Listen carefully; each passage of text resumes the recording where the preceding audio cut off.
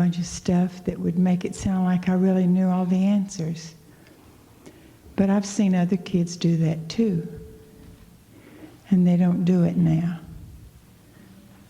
So I don't have a foolproof answer to that.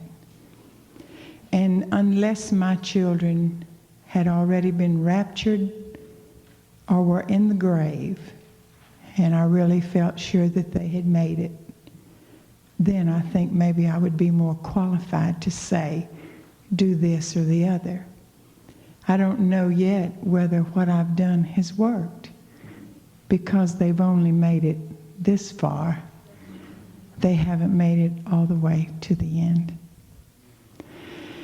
But I think if somehow we can understand that, you know, sometimes we refer, like they say, the house of David, or, well, that's not just people that went and came from a dwelling place, but I think that one day maybe David just sat down with his companion and said, we got these kids here, you know. Somewhere this mom and dad came together and they said, now, here are these kids, and they call us mom and dad, or whatever they used to call them back then. And when one refers to the house of David, how are they going to think about that house? There will be an exceptionally bright boy named Solomon, and he'll bungle things from time to time, and he'll build a lot of shoddy memorials to his own memory. But if somehow we can instill in him a love for the house of God, then one day, sitting somewhere in this proximity, there will be a building that's called Solomon's Temple, and it'll belong to God. There will be another little curly-haired boy that runs around the courtyard, and he's just the doll of everybody. And we'll try, but we might fail. And then there he is with his hair or head or whatever it was hanging in a tree. You know, but it just has kind of a way, when you think of the house of David, unless you kind of got a warped mind, you really don't just think of all of these mistakes and things, because somehow time has a way of covering up the bad, and you just remember the good if you have kind of a normal mind, you know. And when I think of David or his household, I just think of Solomon being the wisest man that ever lived, you know. And I think of David as being a man after God's own heart for what all the mistakes he did make. But when we are coming together to build a house, and we want God to be the head of that house, we are taking on ourselves some kind of a responsibility. And in the day that we live in, I think that we probably have really taken on some kind of a, like my boy says, a doozy of a job. We really have got us something on our hands, because everybody wants your kids. Everybody in the world would love to have your kids as members of their group. There is not a nightclub in your city but what would welcome the money that your kids spend. There's not a dance floor that would be closed to them if they're old enough to dance. When they cease to be a minor, nobody will shut the bars and say, no, because you belong to the Ewings. Now, don't you come in here. You're not allowed. No, they'll take their money just like they will anybody else's. The schools want your children's participation just as much as they do anybody else's. Day before yesterday, the coaches just called Vonnie in. She's 15. Said, we'd like you to be on the track team. She said, well, you know I don't do that. They said, and immediately they had an answer.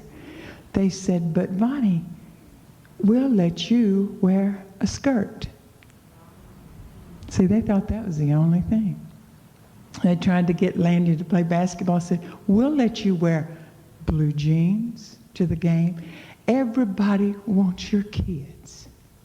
But it just all depends on how much I want them for his kingdom. How badly do I really want them for his kingdom? I had a formal dedication at the church with my children, just like every other mother and daddy does. I don't think that constitutes salvation, but I did it. But I had a dedication before I ever got to church. I went in and knelt down by a little bassinet 2 different times in a 4-year interval and gave away to God 2 little tiny things that were as helpless as could be. I don't know how successful I will be from now until judgment, but as of this moment, I have not taken them back and claimed that they belong to me. It's just that when we have done our best and all in our power, it's a little better feeling than remembering with remorse all the times that we didn't try. It isn't that we have a foolproof thing. It just feels better when we try. Now, I know that we are very mistake conscious. I don't know if mistake and sin is the same thing or not. I don't think it hardly is, not all the time. But I remember one time, I told you a while ago, I really always admired smokers. Thought that was so neat. So I always wanted to smoke. And nobody in my family smoked because my dad is a preacher, And nobody of our friends smoked because they're church members. And they weren't going to smoke in front of us if they did. So we hardly ever got to see any. So we had this cigarette lighter in the car, and that was so neat because you didn't have to steal matches.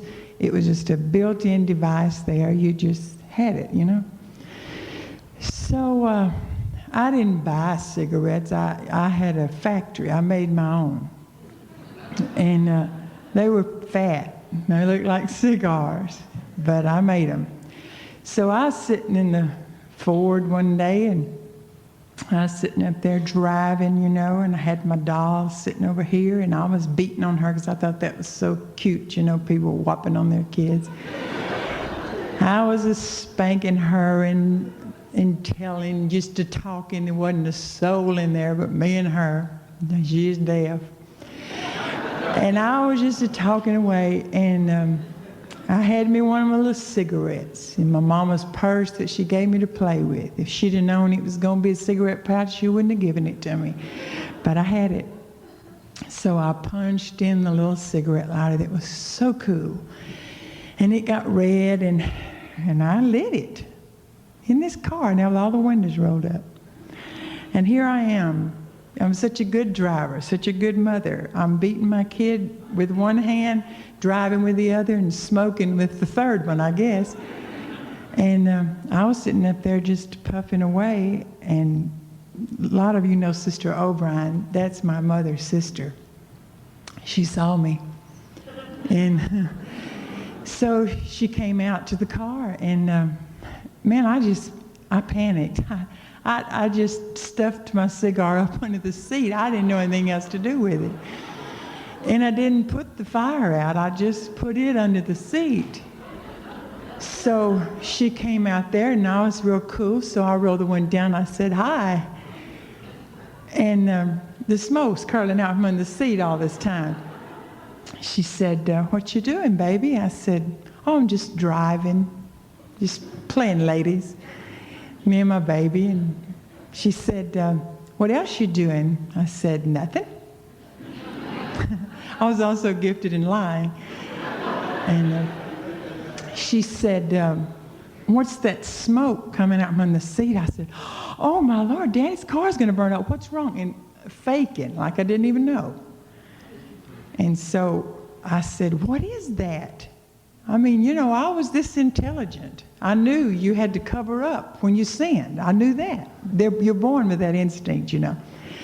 And so I started to, you know, pretend again. She said, look, Joan, I saw you smoking. Man, Calvary looked good. I knew I was going to get crucified. Because you don't know my mother. Wow. Switches were totally obsolete in her world. She never saw one. She had a wooden spoon. Not a spoon that's like this. It was a straight spoon with holes in it, you know. That was for the blood to run through, I guess. And man, she could use it. I'm not lying. It was unreal. Brother Harry, we were raised together. He can testify to my mother's disciplinary measures. And she said, I'll tell you what, Joan said, pull that out from the seat. So I did. Put the fire out, threw it away. She said, if you promise me that you will never do this again, I will not tell Vidi, that's my mother. Well, I mean, who wouldn't promise? If I'd had a Bible, I'd have stood on it. I said, I will never do this again. I did, but I said I wouldn't. I never would do it again. Well, you know, all of these things, I guess all this maybe is just a part of being, I don't know what it is, a human, I guess. I've never been inside a picture show, but we were driving past one time, and it just fascinated me. They didn't have air conditioning. You know, we live in this huge city. The population is 2,000. And they had this theater, and the windows were open. And I heard I thought it was some elephants. And I said, Daddy, what's up in that room? I said, I hear elephants. It was summer night, and we had the windows rolled down. And he said, well, Joan, that's the picture show. And I said, can I go? Well, I knew I wasn't supposed to go. But I thought the elephants were in the room. I didn't know I mean, there wasn't any room for those 2,000 people if the elephants would have been in there, because the room wasn't near this big. And he explained to me, you know, that it was on a screen and whatever. He said, and he was very wise. And he stopped the car. And he said, Joan, do you really want to go?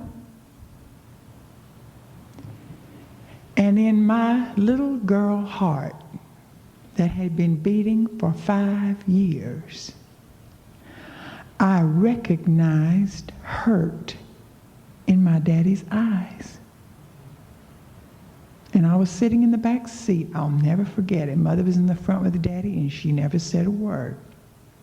She never spooned with her, I guess. But I recognized hurt in his eyes. And so what I did, I lied again. And I threw my arms around his neck and I said, no, I don't want to go. But I really did. And then this held me for a while. This desire to not disappoint my mother and Daddy, that held me for a while until I was old enough to fall in love with Jesus. And then I didn't want to hurt him. And that's how I got it together. I don't know how, but somehow it just worked. I respected my parents so much, and I so wanted them to be pleased and not disappointed and not hurt, that I did things when I was a small child that I knew they wanted me to do. Well, they call that repression now, you know. You are depriving your child now. You must let them think for themselves. That means that if they want to play in the middle of the freeway, please don't warp their mind by putting them in the fence. It's stupid, isn't it? Because they were not made to make decisions of some natures when they're still little tiny children. Now, it's hard for us to remember what peer pressure is really like. Because, like right now, I really want to be friends with you. And I really want you to like me. And I'm going to be so nice to you. But there are certain things that I do that are just me. And I'll do them whether you like me or not. You know what I'm saying? A teenager and a child, they're not like that. Because they don't want to stick out like a sore thumb. Peer pressure is the greatest pressure, really, that they live in. When I was a kid, if you were really cool, you would always go to the bus station and drink Barg's root beers. You didn't have to be a sinner, so you could be a Christian and drink a root beer. And you could go to the bus station and be a Christian. So that was my big vice. I went to the bus station with all the kids, and I drank a root beer.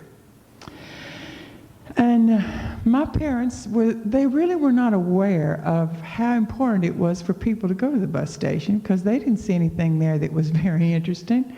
Just a man hollering out towns that nobody couldn't understand, and we wasn't going nowhere. But it was so important that we go, because that's the only place there was to go. Man, you got, Kinder's growing now. We're getting a Walmart. We have a Dairy Queen. We got a bunch of stuff there. Since I left, when I left it 22 years ago, however long ago it was, it went to booming. I think they're up to 2,500 now. But I mean, they got all kind of stuff. But then you had to go to the bus station to drink a Coke or whatever, because that's where everybody went. That's not anything. Like, what if it would have been if you didn't smoke a joint? He was a nobody. That's what it is now. When I was in the second grade, Daddy would take me to school most of the time, but I walked home in the evening. It was about 1.5 miles, and we had to cross a railroad track. And you know how people that own trains are? They like to block roads to make people mad. Well, they always did. And at school time, they would always see if they could, get straddle the road there where nobody could pass. Well, they told me that if I was brave, that I would crawl over the train or under the train. And I did not want to be a chicken. And I know it was a little more dangerous, but it was faster. So I crawled under the train. My mother didn't know this. I don't know if she knows it yet. She probably would have never lived to be 70 if she knew I was crawling under freight trains, but I did.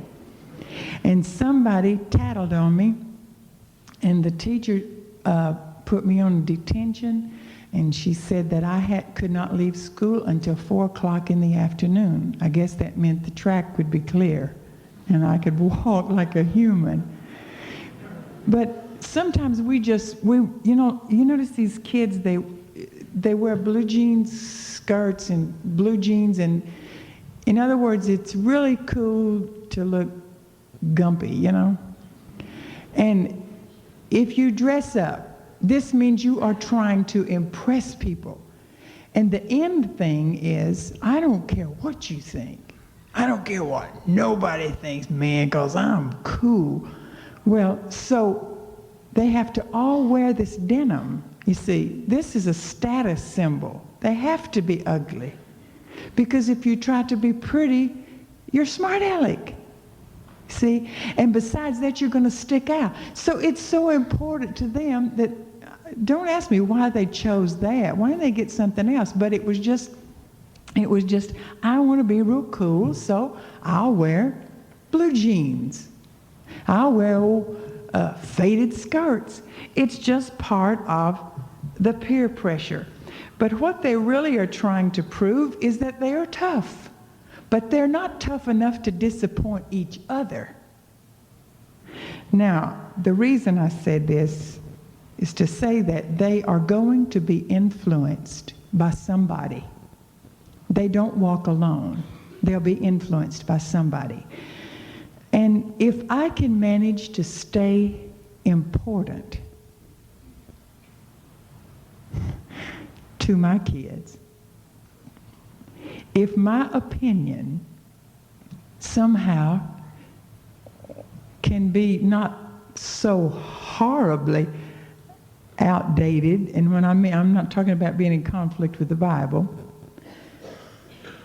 if somehow I can keep their respect, maybe my influence will be as important as the peer influence is on them. Now, there are a lot of things that causes a disrespect for parents, lack of moral integrity. Like, they know whether or not we pay our bills. They know whether or not how faithful we are with a lot of things. And they're very sensitive to inconsistency. I would not expect my kids to respect me if I was inconsistent in everything that I did. God's work or whatever. Disunity, parents that are in conflict with each other. And suddenly that just kind of annuls, whatever influence you were going to have. And unfairness. Now, I'm not an avid fan of the human rights movement, and neither am I the chairman of the Child Abuse Center. And I do believe in discipline, spankings, whippings, whatever you want to call them, restrictions, probation, punishment, I don't know, whatever it is. But now there's this man in our church, and I know he thought he was really doing something right. He was really going to be a godly parent. And his daughter, who's 14, he wanted her to be so perfect that one day she got up from the supper table and she didn't wash the dishes immediately. She went to her room first, and she said, now she might not have been, but she told me, she was planning on coming right back and clean up the kitchen.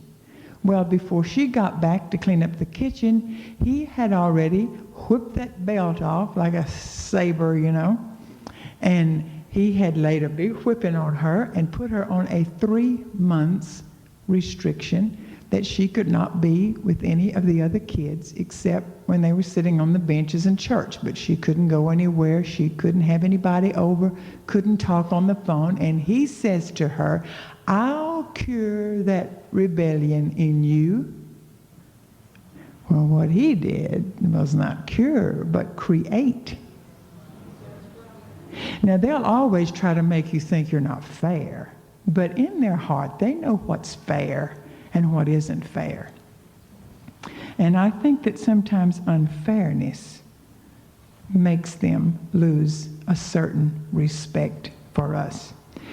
Parents with preoccupations outside the home. Sometimes a father is driven by such a desire to succeed that he has no time to think of anything else.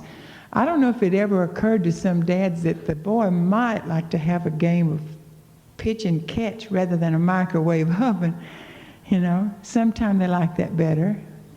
And a lot of times the mom, sometimes I guess it's, I don't know, maybe they have to work. I don't really know. But sometimes they have just pushed themselves out of their bracket economically. And I feel like that for whatever it's worth to my kids, and I don't get to spend as much time as I'd like to, and I spend a lot of time feeling guilty about it, but if I were free to work outside the home in other things besides God's work, I feel like that my arms and my hands and my love and my words and my being there to hold when there was a bruise or a cut, I don't really think that any clothes they ever wore would be equal in value to those things. Now, you can call me old-fashioned if you want to, and I understand that many people must go out into the world to get this fantastic fulfillment that I don't know what they're looking for, but whatever it is, I understand all of that, and I've heard all that already. But if you can just be there when they need you, that's how you make friends in a church, just being there when they're in trouble. They don't even know how important you are till the bottom falls out of everything, and you happen to be there to catch him. Man, that's when you get to be the hero, see? But they're going to get attention from somebody. And if I'm not there to give it, they know where to get it. Parental example of resisting authority. Our actions speak louder than our words. Sometimes we're not as quick to accept God's rule, God's word in church, and even civil authority. And we tell them what to do, but we don't do it ourselves. And I don't know if I've been correct in this or not, but I have tried, Brother Ewing and I have both tried to shield our children from a lot of things when they were especially younger.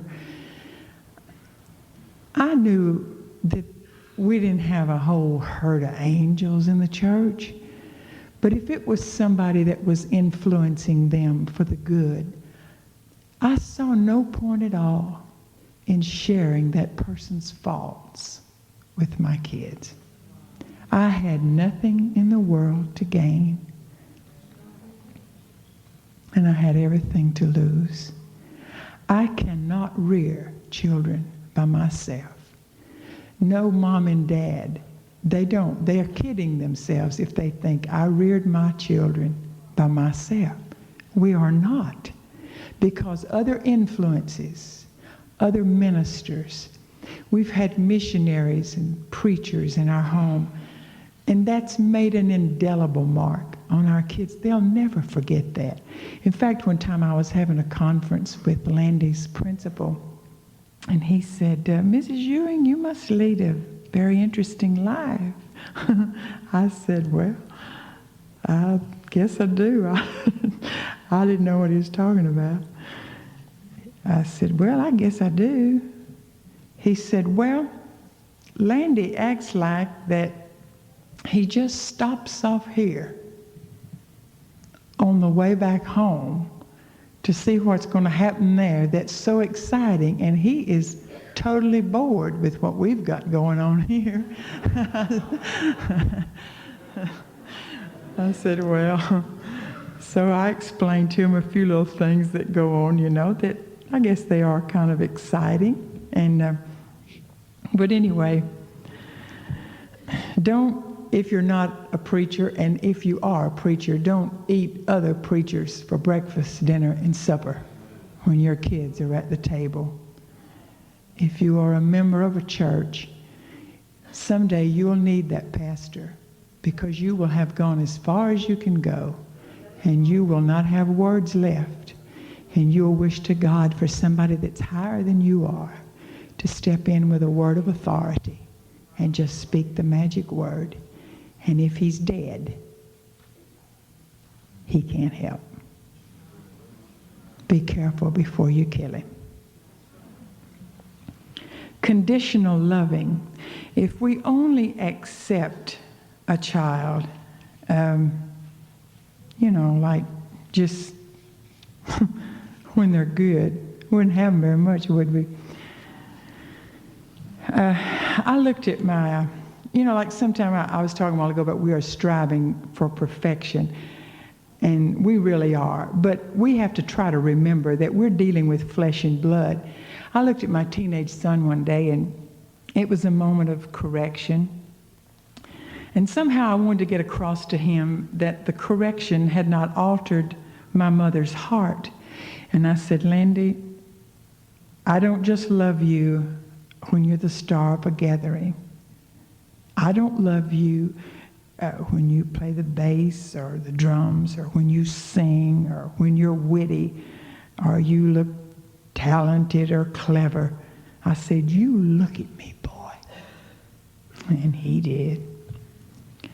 I said, if every friend that you have turned on you, and they turned on their heel and walked away from you, and if you stood alone and had even committed a crime and was confined to Angola, that's our Huntsville, and you were confined to Angola for life, you are looking at perhaps the only woman in the world that would hold your hand through the bars and always call you son. And he dropped his head, and he nodded, and barely above a whisper, he said, I know it, Mom. But conditional loving, that means that if I'm perfect, you'll approve of me. But if I'm not, you won't. In other words, this is just another form of rejection as far as they're concerned. I tell you what, if God ever gets the hang of the theory, I've had it. Because I still make mistakes. And then there is this thing that they call a parent-child fusion. It's like if you, sometimes I think it's caused from a lack of communication. But when an unfulfilled parent seeks emotional support from their child, this is usually an unconscious thing, but if it is a persistent thing, it just suffocates the child. They can't, in other words, they were not built to be my leader. I was built to be their leader. And I know I have seen people that actually they were an emotional drain on their children. I have just watched this happen before. And sometimes these little darlings, they kind of revolt and kind of run away from home, and then that's kind of the end of it. Sometimes we send God on errands that really are things in our portfolio.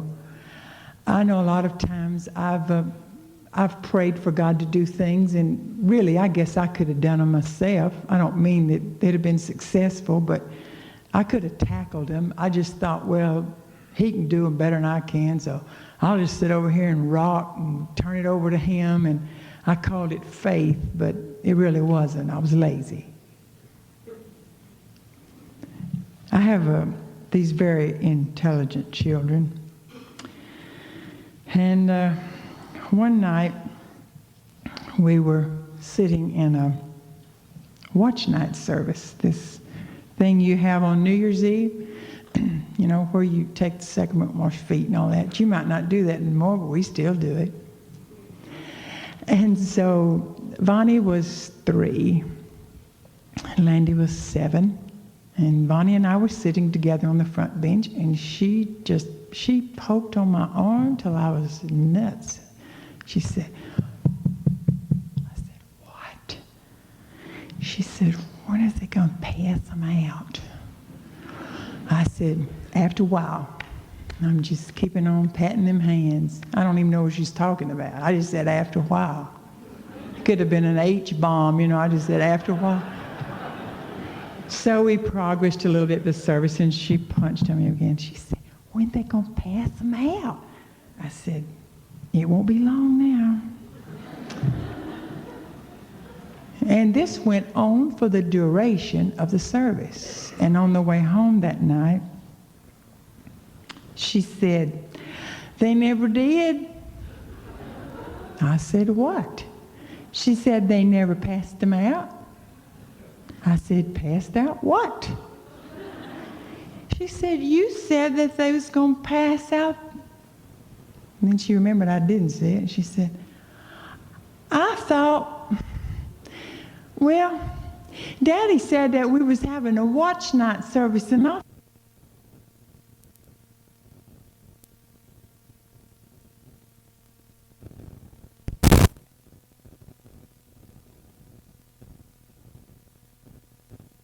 I mean, these kids, you know, they were born in Pentecost, you know. So her 7-year-old brother, who's much superior in knowledge, he's very cool. He just kind of lays back in the back seat. And with a real condescending tone and so much pity in his voice, he said, poor old stupid Vonnie. He said, it's not even watch night, it's wash night.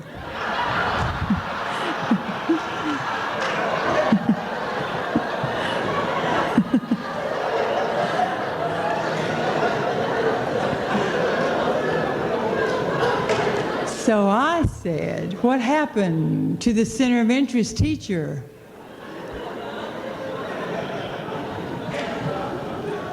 But you know, I doubt very seriously if the Jews left it up to the Sunday school teacher to explain the Passover. There's a lot of things they didn't take any chances with. There are a few little things that we can do. Think of all the things that are really precious and real to you. Make a list in the order of their importance. Take them one at a time and drill that little inquiring brain until it is firmly planted there. And then after it has all been put inside their minds, it must slip on down into the heart. And that's an act of the Spirit. The Spirit is all that can make this transfer.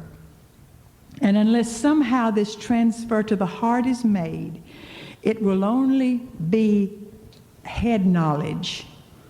And just remember this, that under pressure, a brain can be washed.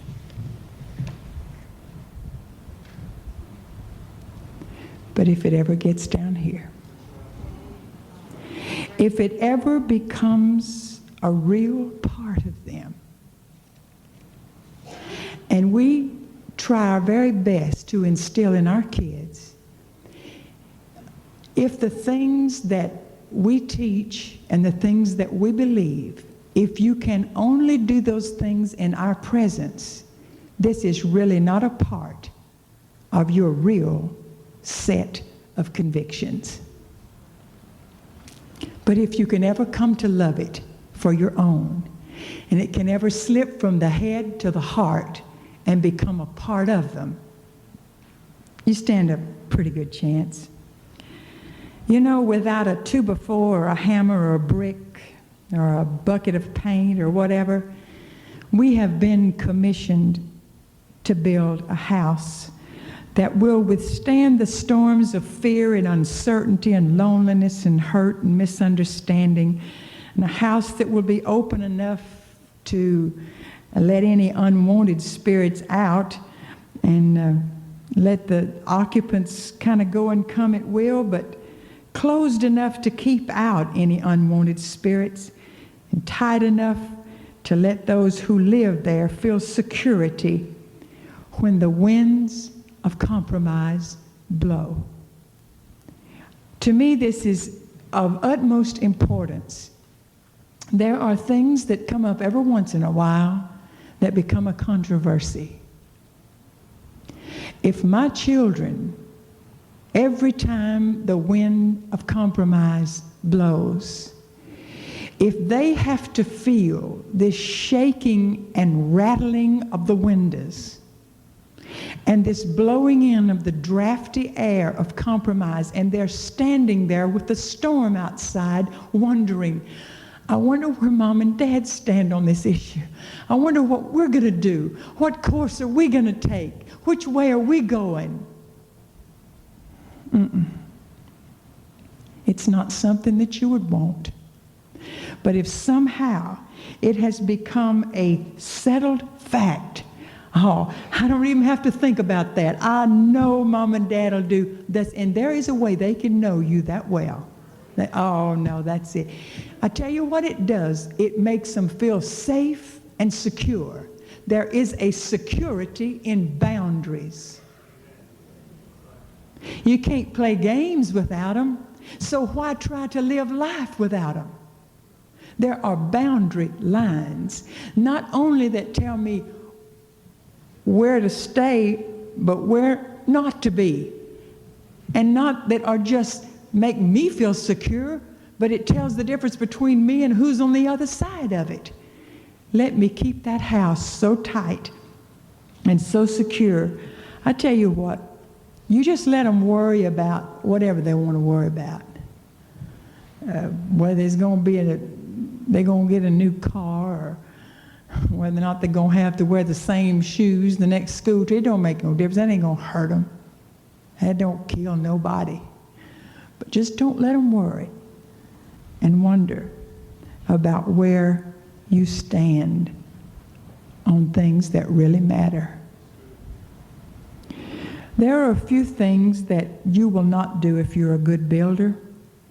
You'll not hang the decorative shutters before you put the walls up, because you can't. And you won't put the coverings for the wall and the expensive carpet down before you have a roof. You'll not set the velvet couches and the silk flowers out until there are windows and doors in a house. The wise builder begins with something that once the house is built, nobody ever sees it ever again.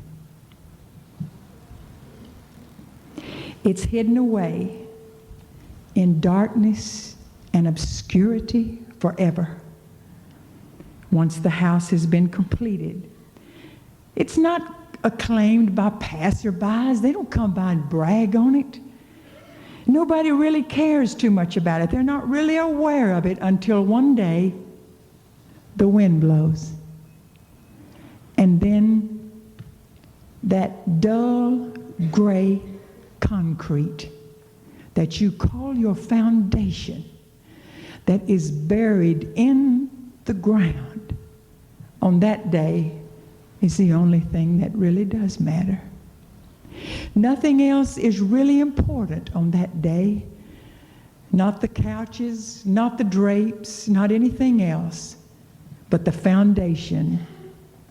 And a king's palace is no stronger nor greater than its foundation. You know, the building industry is a shaky one, and so many things affect it. You have to work with the economy. You learn to cope with the climate. You reschedule around the rain or the cold, and a builder's a gambler. He has to be. There's too many odds against him. You have to learn to work with the climates of different generations. We do in our building. But the building codes never change. There's a cheap way to build a house. And you can get around a lot of things and put up a lot of shoddy materials, and it's okay till somebody finds out about it. There's shortcuts that we could take and save time and expense, but the building codes never change.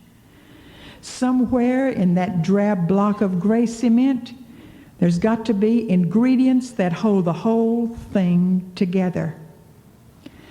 Have you ever passed by a house and it was all burnt out, burnt to the ground, and the weeds were all grown up? I tell you, when I speak about something like this, I want to be very honest with you and to tell you that I have a brother who is 34 years old, and he was raised in the house that I was raised in. We lived in the same house. We had the same mother and dad. We went to the same church. And today, he is married to a Catholic girl. He does not attend church at all. He can't, because he's not tough enough. He'll cry, and he'll have to change. So he stays away. My mother told me one time, she said, "Joan, there is nowhere to go to escape." I said, "I know, Mother." She said, "I love to come to your house, and I think, well, when I get there, I'll forget. But I won't be in the rocking chair very long until Ricky is in my face, and I see him, and I know that he's lost, and I never forget it. I know that, and I believe that.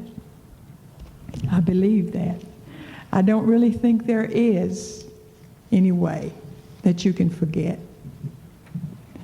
I don't know what happened. I don't think there's any psychiatrist that can tell us what happened. I don't think they know.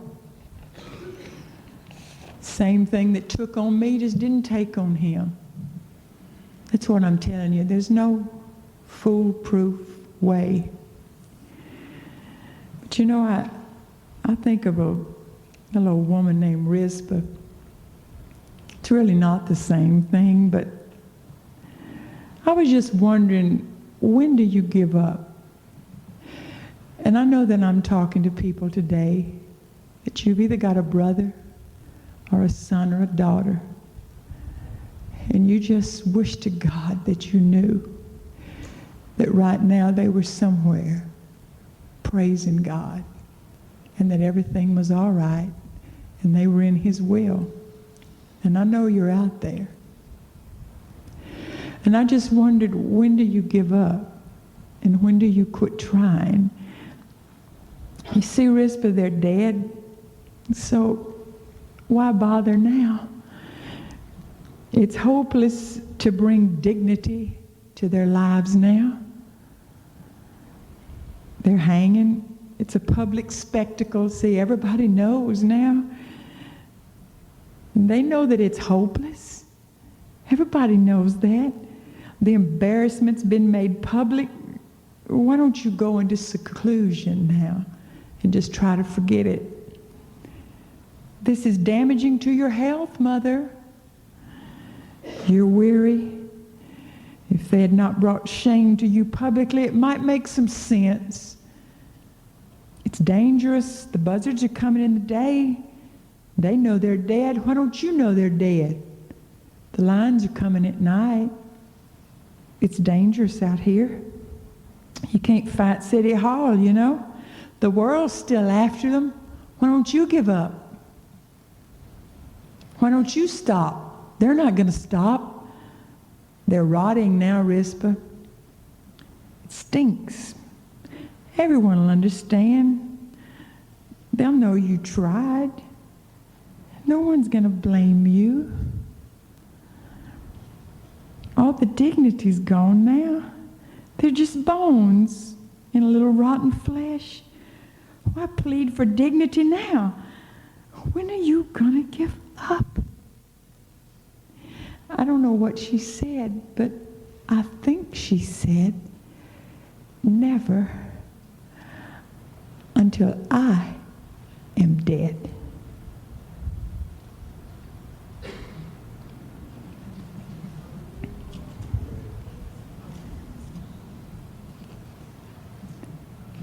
I've seen many a kid come back to a burnout,